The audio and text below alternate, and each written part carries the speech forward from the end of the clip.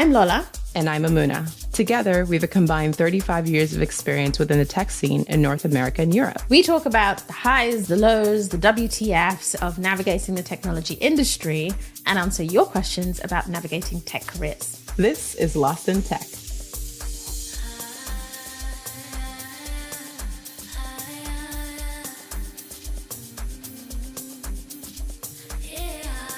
In typical Lola fashion, I am riding both sides of this argument, right? Because as my exposure to big tech and big tech companies has been over my career, it is unequivocally a fact that there is a significant cohort, and I say significant in that I have met way too many people who are riding jobs on strong CVs because they've worked at the right places and they have gone to the right schools, but they are shit to work with. They are bad individual productive people, contributors. They can make terrible leaders. Like the cost of these people in these big organizations is insane. And because every time they leave a company or it takes a year to get them out, they've just got another name on their CV. They're hard to spot. They look like they're highly credentialed, culture fit people, and they're toxic AF. And they just know how to talk to get in the door. They know how to talk. They went to school with these people. There's definitely a nepotistic air of like being in the right place at the right time and just serendipity got you hired, but you're not qualified.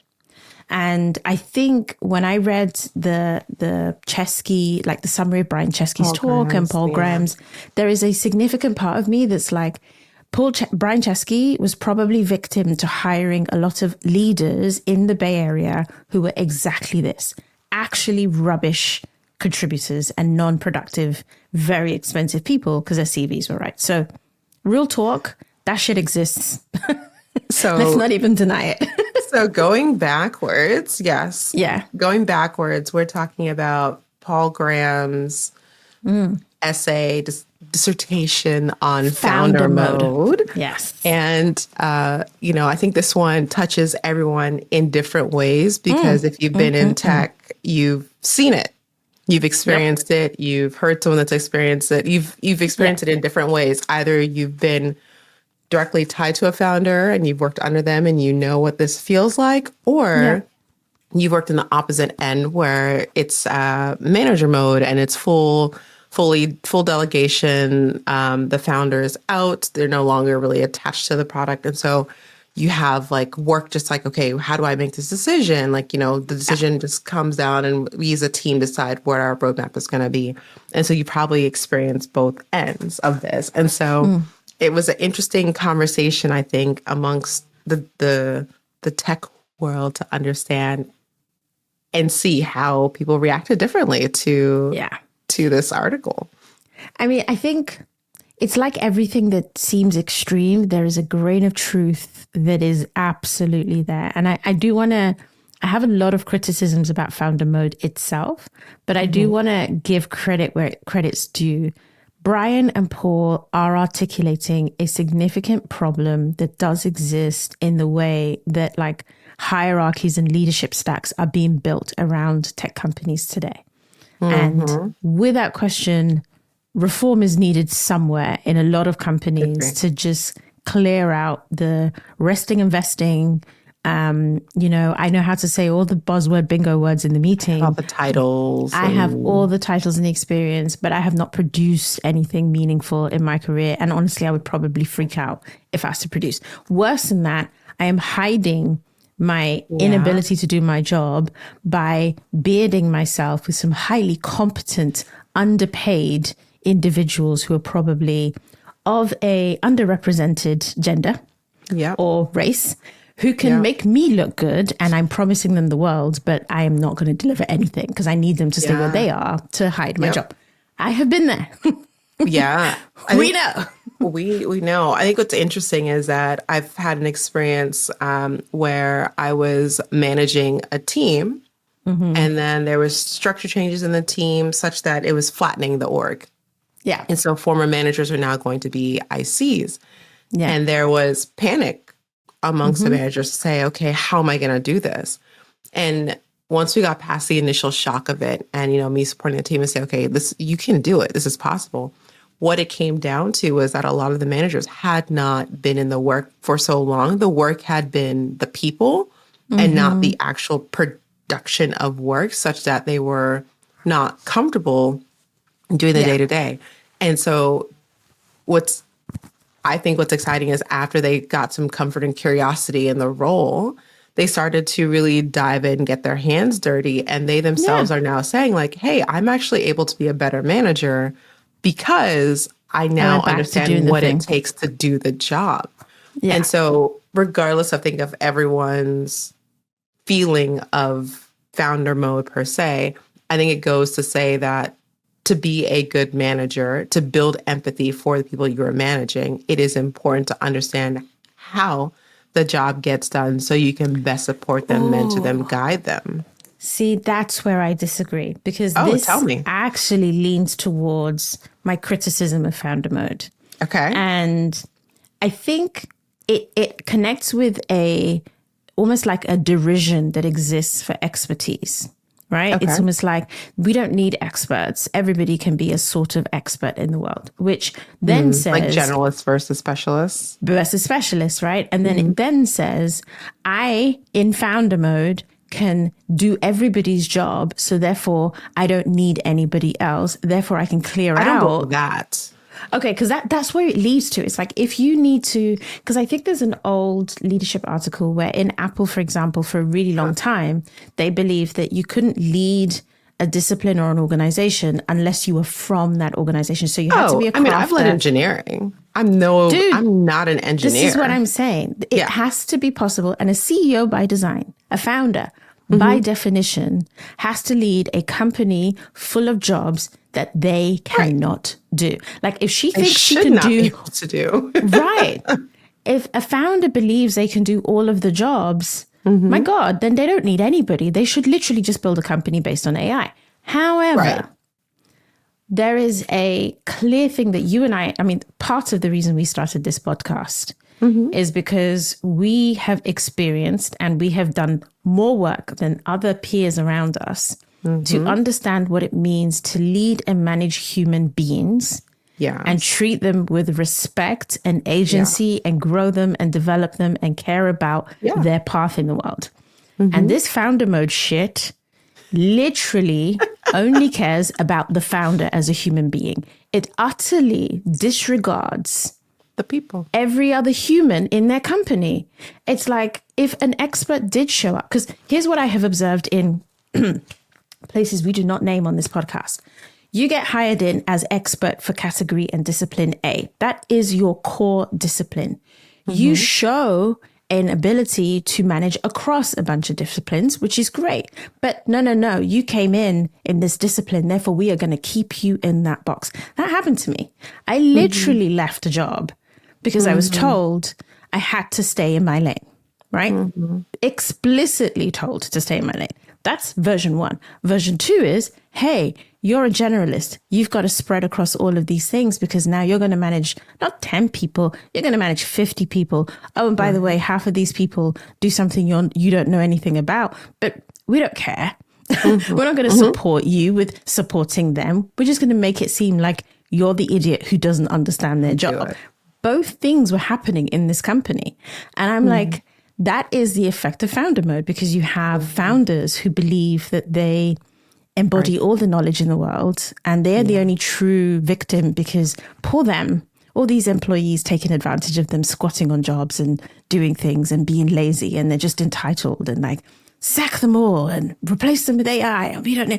So this is where I get passionate. This is what I mean. Like I've seen both sides of the argument. I get it. There are definitely lazy ass mofos squatting in the jobs. But this founder mode energy, it presents toxic. And actually reading Paul Graham's summary of Brian Chesky's talk, I have thoughts on Airbnb, but I actually don't think it was delivered in a toxic way. I think he literally said, this is my personal experience in my company that I have run.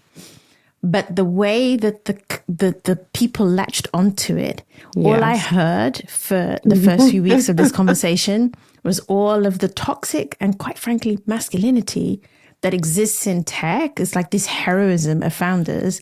And it's like Elon Musk is the second coming of Christ for these people. And this guy is not safe for humans. Like, he's our favorite supervillain. We know he's Lex Luthor, but he's not a safe leader for human beings. We know this. He might be making you money on your shares, but I would never work for him, and I probably wouldn't recommend anyone else to either. Right. Do you know what I'm saying? I won't go down the path because this is the topic of it. But I'm curious, as you're speaking, how does founder mode translate outside of tech? So here's the thing. I think it translates in a similar but much healthier way, right? Imagine so I have a really good friend of mine who is a realtor. Mm-hmm. And so they're self-employed and they have to do all the work themselves. Mm-hmm. And I watch her every day in founder mode. Like, she has a team. She has people who work for her, but she will, get the Hoover out and Hoover the house for the open house that they're going to do. Uh-huh. She's going to print the flyers. She's going to design the flyers. She's going to make the phone calls. She's going to do the admin. She's going to do the contracts. And she has a team, some of whom I've met, who are adorable. And I think what it means is never being so removed from what it takes to run your business, that you both respect and understand the work that is being done in service of your vision. And I get that it's hard to scale. Like, that's a small business model. I get that it might be hard to scale that energy significantly. But I actually think some companies have managed it. Like, I remember years ago, people used to talk about the brand The Body Shop in the UK, and the founder of The Body Shop, she was really, environmentally conscious, really good human. Like, she pushed a set of values through her company. I'm actually going to name a bunch of women-founded companies. Can you tell the difference? There was also, I don't know how popular it was in North America, but there was a vegan and vegetarian food brand started by Paul McCartney's deceased wife, Linda McCartney, and she was a vegetarian. And so she started, I think they were bought by a big conglomerate, but she started a whole business around, like, yes, processed food, but that was available for people who are vegetarian. And there was a cultural value system going through this business. And it was like a darling of the British economy because it was doing well and it was led by a woman, and she cared about her people, and she was in the factories, and she was, but she was a celebrity's wife. And oh my God, they like care about day-to-day things. Wow. Yeah. I feel like there are brands out there that embody this, but they're just not interesting because they're not controversial. They're not populist. And maybe they're not, there's that tension of like skyrocketing shareholder businesses versus those that like make good money, but are not interested in the ego trips of like being interviewed by every TV station in order to like pump their shares. They don't feel the need to hear their own voices. Yeah. So it's a really hard thing, I think, but I'm more turned off by founder mode than motivated by it. Yeah. One thing I remember that was covered was the feeling of gaslighting, or the concept of gaslighting that came up, in that founders were being made to feel or be wrong, or they should feel wrong for wanting to be hands-on. And I thought that was interesting because, like you said, again, it was very focused on the founder and not on the people.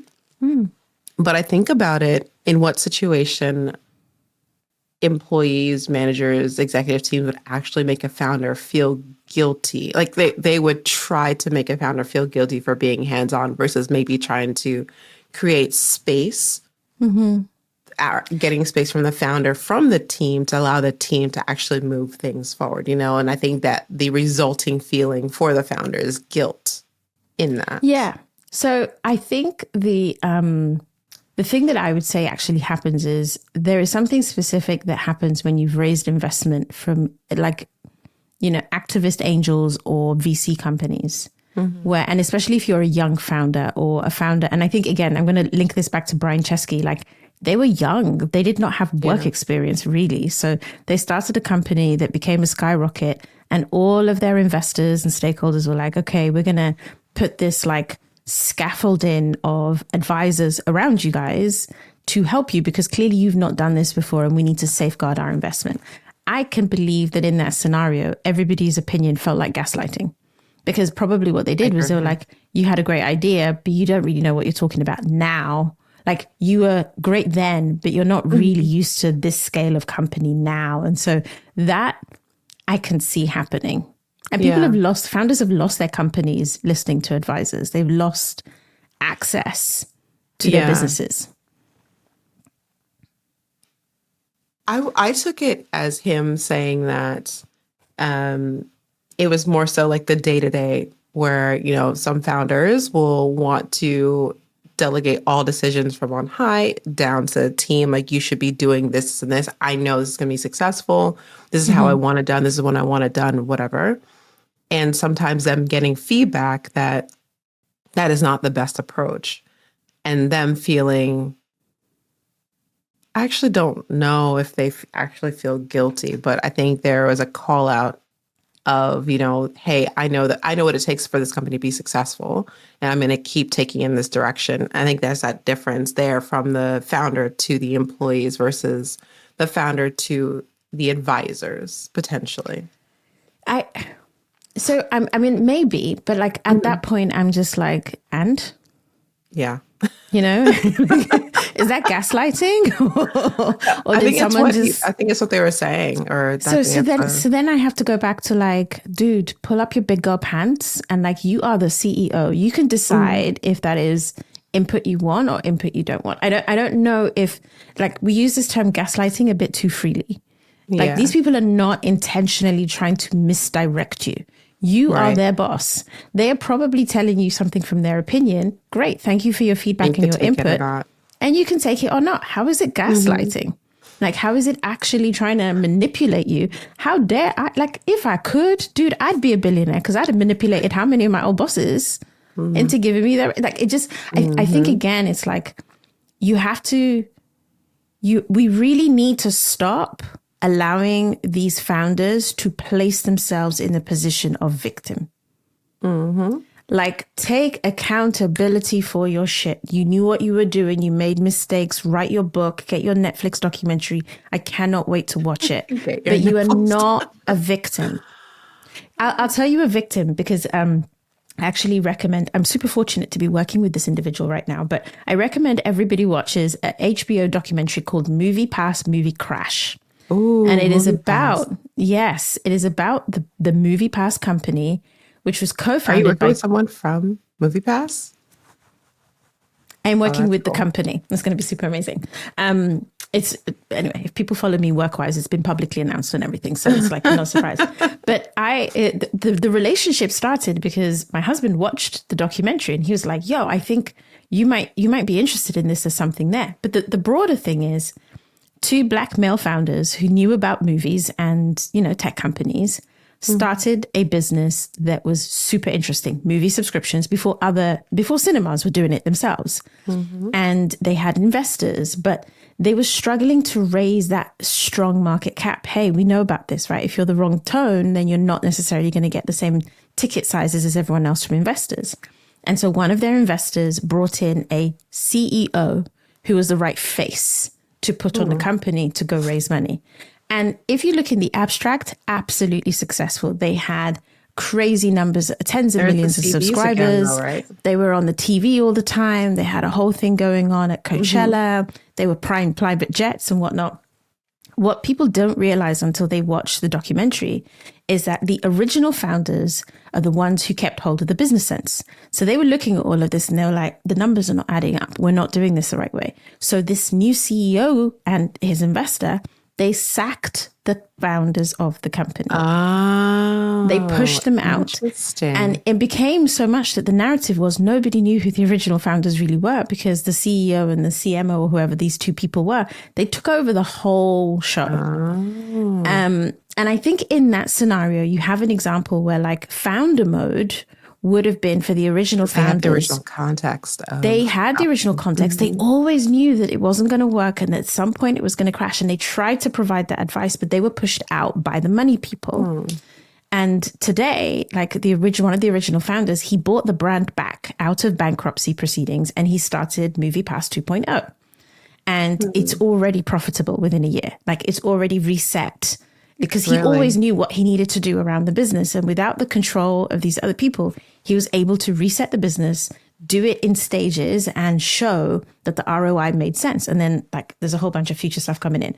But I get that founder instinct that you know your business, you know what you started. And some people are going to look at it as a vehicle for like themselves, and they're going to apply a lens to it. And I think if Brian Chesky is talking about external advisors and people who pop in once a month and people who kind of say, this is what a unicorn company needs to do, or this is what a FTSE 100 company needs to do, I absolutely believe he was gaslit by those people. Because you do see that happening to founders, and you do see that when people think they don't fit what it looks like to be in this field, they're going to gaslight them. I don't think he was being gaslit by his own employees, quite frankly. So I think that's where I'm kind of like pulling apart the difference. And I think, anyway, go watch Movie Pass, Movie Crash. Great story. What are your thoughts on the phase of company to founder mode versus, I'm going to say manager mode is like more delegation, trusting of your team in direction? Do you mean as in like, does it work in one and not in another, or like, is it best suited for early stage companies where you have like, you're just starting up, you're trying to understand your audience, your tone, how you're going to be positioned in the market, you're pivoting, but you still need those experts. You still need people around you to come in and help you move forward. There are two more companies that people probably don't realize are still founder-led today. Capital One of the largest banks in the US, is still founder-led, or it was when I worked there a few years ago, and I think up until probably the last couple of years, if not still.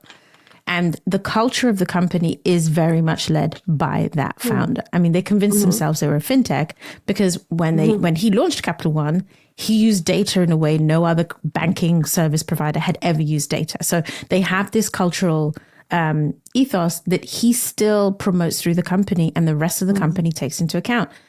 Rightly or wrongly, that is a founder-led company that has remained so despite becoming one of the biggest banks in America. You've got the Four Seasons hotel chain, which I did not know was a Canadian business, still founder-led, founded by a Canadian. Yeah, I know, right? Still founder-led, one of the biggest luxury hotel chains in the world. Yeah. And again, when you read some of their materials, you see the ethos of the founder and the founder's family come through, and being founder-led still matters. You've got, is it Kering, I think, is a fashion house or something like that. One of the two big fashion houses, the family that started it. So the individual brands in the fashion house have their own unique stand, but the actual parent company still very much the ethos of the original founders and the way that they think about fashion and curated art and like luxury and all these things. So if you look outside the tech scene, I think you have plenty of examples of founder mode operating in companies that are highly successful, multi-generational, and not broken, and they are not playing victim. I think as you're talking, even the term founder mode, it likens to, I forgot what the author who was writing a book on Elon Musk. He said that Elon Musk goes into some mode. I can't remember I forgot what it is right now. But I'll have to look it up. But the term feels very, what is it? Demon mode. Yeah. Demon mode. Okay. Yeah. I almost feel like kind of fits. Yeah. I feel like there is an association of the type of person who is embodying founder mode versus maybe a traditional founder. Yes. You know? Yeah. And so maybe there's a differentiation here. And when we're speaking, we should not be grouping all founders into founder mode. It just may be a type of person who takes it there versus a founder. Yeah. And I think, again, like I really want to pull back from sounding like we're criticizing the article from Paul Graham or even Brian Chesky. Like, I think if you as a founder are representing your personal experience and you are sharing your story, it's not like I can have all the opinions I like about whether or not you are being gaslit. That is absolutely Brian's experience. I think what I critique is the narrative surrounding it in this current tech climate where we see like progressive sense that the employees are entitled and dispensable from tech leadership specifically, some of whom are still founders who are willing to say shit that I think is so freaking problematic in public. Like, tell your friends on WhatsApp and turn off your Twitter. And I think they are building this weird persona around themselves that I don't think is serving their businesses, because whether they do or don't have founder mode, I'm going to look at their balance sheet. I don't think there's a pattern here. I think there's a pattern in how many layoffs they're doing. I think there's a pattern in how they will put out on Twitter that they're hiring thousands of people with no work for them to do. I think there's a pattern on like all sorts of crazy things that they do in unison, but it's not a pattern on their actual, like, are they profitable? Are they growing revenues properly? Like that part of it doesn't add up. It just adds up that they're talking to each other and they've got this little cabal energy going on. And it's like, woe is us. And only we understand each other. And I think it's sad. I think it's sad. I want to believe that you can be a rich, successful tech founder and not inhibit that, not gain, that mentality. I think we see it from some people. But I do think that there is a safe space for this type that tech has built, and it pulls some folks in. Like I used to listen to the All In podcast. I don't know if you ever. I've heard of it. I've not listened to it. Yeah, and like I cannot do it anymore, because what I used to love was perspective around tech, hearing about business, just learning, and then now I feel like it's so far disconnected from, I don't want to say from reality, but it's so far disconnected from perspectives that I think many people can relate to, whether you are curious about tech or wanting to learn or even engage with the content. Yeah. It is very dictatorial. It's very almost isolated in thinking and hard to grasp into perspective. Yeah. And so I think there definitely is a safe space for these folks that are starting to really build up in tech, and it is capturing, I guess, similar perspectives. What I would say, or what I would challenge us to do, is like, how do we tie this now back to our audience, our listeners? What is it that we would want them to get out of this episode, or, from reading the content? So I think number one for me is, do not be that waste person that is actually not able to be productive in reality, but is stacking up credentials, because this is the most dangerous time for you. If you are that person, you better get to know what your core skill set is, and you better get your hands on something that you feel able to be productive on. And I think if, as hard as it may be, if you have been climbing the salary ladder on the old kind of world of tech where hiring was up and there was zero interest rate and borrowing was cheap, you're probably going to take a salary cut now to find work that allows you to apply yourself again. And you need to learn to actually apply yourself. There is no hiding in the company going on right now. I think everybody's being like held accountable to do a job, a real job, whether that is leadership or individual contributor or a bit of both, but you have to do the job. So that's my number one advice, is like, know your craft and get on with knowing your craft and know what you're able to do. My second advice, though, is be wary if you are working in a company with a founder who thinks that they are a victim of something. I'm not saying quit. I'm not saying don't take the job. I'm saying be wary, because the relationship you probably need to have with that company is one where you also perceive them as transactional, because that's what you are at this point in time. And so you always have to be interviewing, you always have to be looking, you always have to have your plan or stacking or doing whatever. Do not mistake your tenure or your length of service with this team, or the fact that you really like your manager, with an assumption that they will be loyal to you. Founder mode, the way it's being interpreted, not necessarily the original article from Paul Graham, is literally a call to arms for a subset of tech founders and tech leaders to double down on treating people as dispensable. And so you need to not be so loyal as to be naive that like when it comes to cutting you out, you're like, I just never thought they would do that to me. You are not that to them. And I think that's probably my call to action if you think you're working in like a founder mode culture company right now. What's interesting is that this was coming maybe about a year ago. And I think it was Mark Zuckerberg who kicked off like the great flattening or like the flattening of, A lot of companies have done it. Robinhood, I think, fired every director in the company at one point early this year. Tons of companies went down this path. But I think it ties to this concept of I want less managers so I can speak directly to the people, right? Yes. And be in founder mode. So I'd have less people telling me like, no, you shouldn't do that. Or no, don't talk to my direct reports. Let me do that. Yeah. So there's more of that direct relationship. But the one thing I was going to add to what you say, because I agree fully with, I should say yes and to what you said, is, when you are interviewing, remember that you are not just interviewing, like they're not just interviewing you, but you are also interviewing them.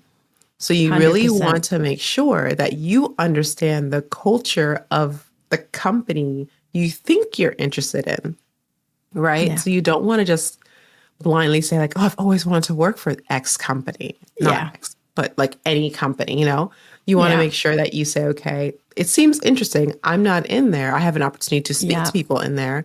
I need to understand what that's like. What questions can I be asking? And I encourage you all to use ChatGPT or any tool, but use tools to your advantage because they are great and they'll save you time. But really figure out what questions can give me comfort that I know. Exactly. It doesn't have to be that you know everything, but you have to know, you have to have a sense of what you're stepping into, because it would be terrible if you go through the process, get in the company, and then you quickly realize like, oh gosh, I'm not a good fit for this. I don't align with this, whatever it may be, right? You have to quickly start to think of like, what are the other options I have available to me? Yeah. I really think that's such good advice. It's like, I know I can only imagine that if you have been looking for work, and we've talked about this on previous episodes, if the time you've been looking for work is significant, you are at the end of your money, there's a desperation and like you're feeling a little bit lost, fake it as much as you can to pull out of you the way to ask the right questions. Because I really think even it's not like, oh, you're just taking any job. It's like the cultural energy around this kind of scenario we have in tech right now, it's breaking humans. It's, it's like the job you get could be the job that leads to your breakdown. And like emotionally, for your family reasons, like that cannot be a situation you walk into blindly.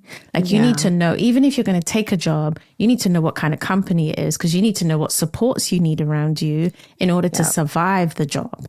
Right. So it's all about being armed with the right information. So in that interview, through that interview process, some of what I'm hearing about interview processes is horrific. Like we need to talk about that in an episode as well. Yeah.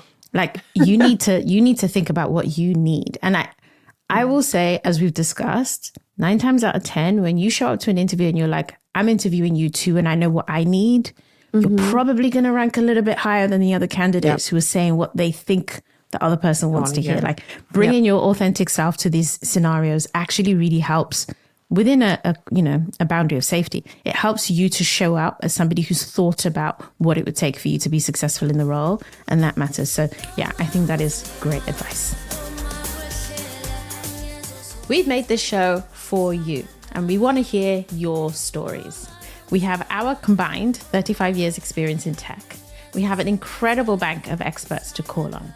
We are your safe space. So send us your tech challenges and we'll help you create some draft decisions through some real talk.